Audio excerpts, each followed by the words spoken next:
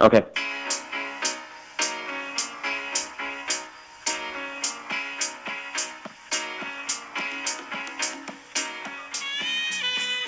Hello, everybody. This is Kelly Kleiman, and you are listening to the DealershipNews.com podcast, where we cover the who's happening in the automotive industry. Today, we're discussing reputation management with Dan Wright, the Senior Sales Director of Podium, a company used by a good portion of dealerships to improve their reputations online, increase visibility, and create a better culture within the dealership. Hello, Dan, and thanks for joining us.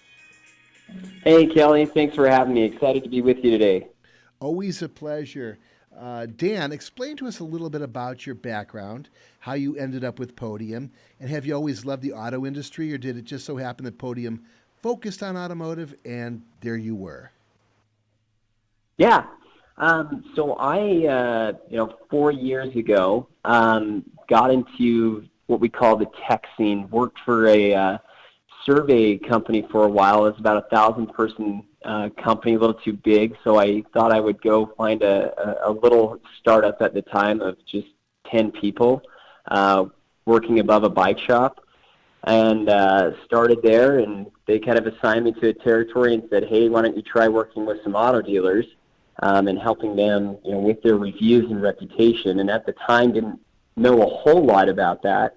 But as I dove into it, got to know, we have here in Utah both Larry H. Miller and Ken Garf. One of the first individuals I met was a general manager by the name of Phil at a Ford store, and I could tell that this was an industry I was going to like just by the way that general managers tick, kind of thrive in that chaos scene of, winning some deals and growing from there. So I kind of fell in love with it, and in those 2 years, they've asked if I wanted to go somewhere else, and I keep telling them, hey, just leave me here. I really love and thrive in that automotive space. So, that's kind of my background, and now lead a team of about 20 people working across the United States as well as international to really just help dealers tell their story online. Yeah, that makes sense. Like I said, I've told you privately that I'm familiar with Podium. Virtually every dealer that I come across uses you. So let's talk about elevator pitches here. Let's say you're in an elevator with the president of a large dealer group and you have 30 seconds to deliver. Go. Hey, look, the reality of the world we live in today is that everybody is searching for things on their cell phone nowadays. It used to be that if I wanted to search, it may start on a desktop, but 50% of consumers now search on their cell phones for dealerships near them. And as a result, you are judged based on the reputation that is presented by Google ratings, by Facebook ratings. And the question you have to ask yourself is, would you choose you? Our goal here is just really to help consumers that now live in a trust economy because they can only judge a place based on those stars, is let's get you found and get you chosen by those consumers, get those ratings up so that you're going to be the obvious choice, because the reality is consumers are only visiting about 2 dealerships now, according to McKinsey. So we want you to be the obvious choice. We want to be able to tell your story online so that ultimately we just get more customers into your dealership and helping you sell and service more cars and vehicles. You're hired. Great. That's a great elevator pitch. I look at those ratings and I see if anybody has less than a 5, you're a B dealership. If you have a 4 or 5, you're a low A. So it's very difficult to get those kinds of numbers and get those kind of ratings. You have to have an angle, and you've got to be very aggressive about it. So when you approach a dealership that's obviously having some issues with reviews, what does your checklist look like as you try to ascertain their needs, which may or may not be completely obvious to you? Yeah, great question. The things that we like to really look at and understand is just, one is, do they get it? I think a lot of dealerships, and what I love is they're educated in the sense that they know about reviews and they're focusing on it. But I think there's just a lot of misconceptions. So what I like to understand is just, hey, when it comes to reviews, what are you guys trying to do here? I like to look at their rating, obviously, of course, but I also like to look at their quantity. How many reviews do they collect on a weekly basis, on a monthly basis? Sometimes dealers don't think that matters as much, but what we're finding, and what Google actually just did an update on, is they're putting timestamps on reviews almost to the hour. And so what that tells us, or signals to us, is that that's a very important part of Google's algorithm, as well as probably some changes that are coming down. So we want to know, hey, are they doing it? Also, are they responding back? Do they take that into account? And then, of course, the big ugly one is just like, how do they feel about the negative reviews, and how do they handle that internally? Is there a process in place? And then just one of the other features I like to look at is Google launched a feature called Google Click to Message. It's available on your smartphone, where if you search for a business, there's a call, there's directions, and now there's a new button on Google that says Click to Message. And I would like to see if that's enabled. And if that's there, I can tell it's going to be great. They're going to be proactive. If it's not there, we have a little work to do on educating on why Google built that, what's changed in the customer journey to really help them be on the forefront of changes. How do you manage a dealer's expectations when he has, say, a few hundred reviews, but most of them are 3 or 4 stars, which are pretty lukewarm? Yeah. This is a great question. Actually, one that comes to mind. Again, it was one of the first dealerships I talked to that kind of got me into this. I think to add on to that too is what happens when management changes, and now a new general manager is stuck with maybe the results of a previous manager. How do I help this manager understand that, hey, you can change this? Because a lot of people feel like, hey, it is what it is and I can't do anything about it. But what we see is, we've surveyed over 1,000 customers, and what's interesting is the majority, about 95%, are positive experiences. Yes, I don't like to go get my oil changed, but if I have a good experience, I'm going to leave a great review. The disconnect is usually just dealerships don't ask for it, or customers don't know how to leave a review. So when we talk to these dealerships, and when I talk to this GM about what do I do, my reviews aren't great and I want to change it, it's really just a mental shift of, hey, let's be proactive. Let's open the gates and let's just get as many reviews coming in. And that seems really scary to leave it open to the masses, but every dealership is very surprised when they do that, to see that, yeah, we get a couple negative reviews here and there, but the majority are actually really positive. And because we have a society now that loves to share experiences online and Twitter and Facebook, they're leaving these great paragraphs of just content review or content in the review section to the dealership. And now, GMs kind of get excited in their pro reviews where they say, hey, let's keep it going, because they're hearing great experience about sales or service. I typically tell a dealership, look, I'm not going to say 95%, but count on somewhere between 80% of your reviews are going to be positive. The negative ones just make you look authentic, because, hey, everybody makes a mistake. And as you build this, it's going to show you truly who you are and how you can improve the dealership. Well, Dan, whatever Google comes down the pike with, you guys might benefit, because you're basically the only ones that aren't filtering out the less than stellar reviews. When you think about it, it's a possibility. We'll see what happens, eh? Yeah, and I think you hit the nail on the head there. It's last week Google finally made an announcement and took a stance where they said, hey, we discourage people from filtering reviews. A year ago, our CEO came out and said we're getting rid of this review gate that we created, and we all thought that's it, we're done. But business has gone on board with it. We talked to it, and the data speaks for itself. Star ratings didn't decrease. We saw some go up. And the nice thing is now we know we're aligned with Google as well as Facebook on what they're looking for. And the question you have to ask yourself is, yes, it feels good to gate some of those reviews, but what I can say is the fact that Google took a stance on it means that there's probably a change coming. And if you're not aligned with Google and Facebook, that can be scary business. Sure, sure. Why don't you walk us through exactly how Podium works? What are the touch points you cover with customers in order to get positive interaction and good reviews generated via that interaction? And then how do you preach it to the dealership staff?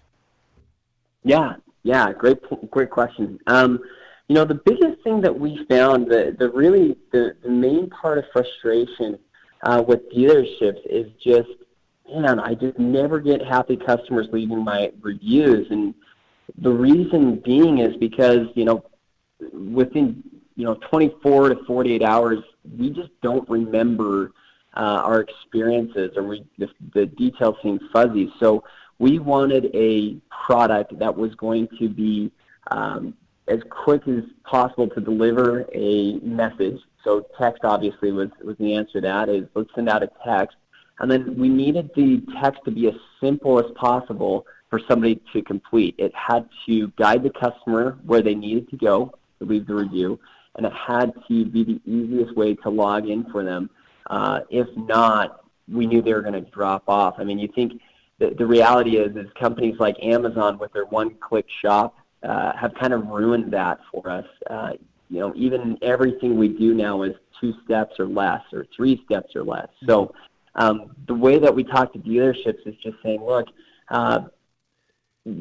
people want to understand what it's like to purchase a car from you. That's why I go look at reviews. So the best time to ask for a review is right after that process, either right when they're in finance or right when they're getting into their car. We have an app that makes this really easy for dealerships, where they can say, hey, Mr. and Mrs. Customer, I'm going to go run your paperwork. While I do that, I'm going to go ahead and shoot you just a quick text. If you wouldn't mind letting us know how we did today or what your thoughts were, we'd really appreciate it. At that time, the sales rep, all they have to do is punch in the customer's name and cell phone number. Within 5 seconds, that customer gets a text. There's a quick link that they click on. That'll just say, hey, if you want to leave a review on Google, if they click yes and have signed on to Google before, we drop them straight at the stars page to where now they can leave a review and post it and be done all within maybe 15, 20 seconds. Everybody likes time compression when it comes to getting things done. Nobody likes a long, drawn-out process. So, what sets you guys apart from the competition? Because there are other people out there who offer more comprehensive solutions. They do the listing updates and such, and social media. You guys seem to focus on the one thing, and quite frankly, I just got to tell you, like I said, I don't know a dealer that doesn't use you. I know Street Smart Auto Brokers loves you guys, and they're currently the Used Car Week's Dealer of the Year. So I'm going to ask you 2 questions actually in one shot here. What sets you apart from the competition? And then if you could share a couple success stories with us, that would be terrific. Perfect. Yeah. So I think it really starts with, a lot of these companies, it's nothing new to be able to leave a review or create some sort of product that leaves a review on these sites. So we first got into it, with others. And at that point, reviews are kind of a commodity now. There's a lot of companies doing it. And a year or so ago, our founder said, hey, I've got this crazy idea. Why don't we just go to Google and Facebook, tell them what we're doing, and then see if they want to partner with us or help businesses? Because unfortunately, companies like Google and Facebook, they're great at building products that help consumers. They help people in their daily search. They help people with tasks that they need to get done. But sometimes where they fail or come up short is on the business end of things. Nobody asked that Google go build a review product for a dealership. Google did that to help consumers, and then a dealership said, what's this and why am I responsible now for it? So we went to Google and we were like, hey, this could shut us down by just saying, guess what, we built a company that collects reviews for you. How do you feel about it? But we met with Google. We showed them what we did and how we didn't review gate. And they said, this is fantastic. We love this. This is exactly what we're trying to, we want to get better at this. And, we don't want businesses to feel like they don't have the ability to control their reviews. So they got on board. And our whole goal and focus is just how do we get businesses found? How do we get them chosen and then connected with the customer as quick as possible? So as companies now, like reviews, a lot of companies say, hey, what else can we add to really help businesses and dealerships connect with customers, or how do we be? And so some it's update listings, some it's surveys. We went to Google and just said, hey, what can we do together? What things are you guys working on that we can help dealerships with? And that's where click-to-message came from. Where typically what we found is, consumers, when they go look for things, again, if 50+% of searches are being done on mobile phones, people want to be able to search from their phone, and then the next thing they want to do is text. We live in an economy now where 90% of adults are texting. 60% of people wish they could text a business but just don't know how. And so we built this click-to-message feature. Well, Google built it, and we helped them with it. So where now you look at the stars rating on a dealership from your phone, and there's a little button there that says click-to-message, and you can start texting customers right away. And a great story we had with a Toyota dealership out in California, they put this click-to-message feature on. And it's not that the floodgates came wide open and everything came in, but they have 5 or 6 people a week that are texting them saying, hey, do you have this truck available? Hey, can I come test drive this? They actually sold 2 vehicles just through this click-to-message where the person said, hey, this is what I want. You have it. Great. I'll call you and give you my credit card information.